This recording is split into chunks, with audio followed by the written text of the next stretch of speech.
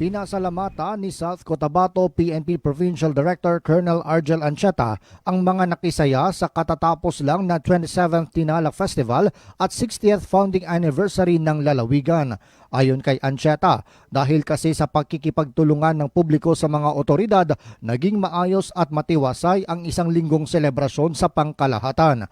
Ito ay sa kabila ng ilang mga insidente ng rumble na kinasangkutan ng mga festival goers at snatching.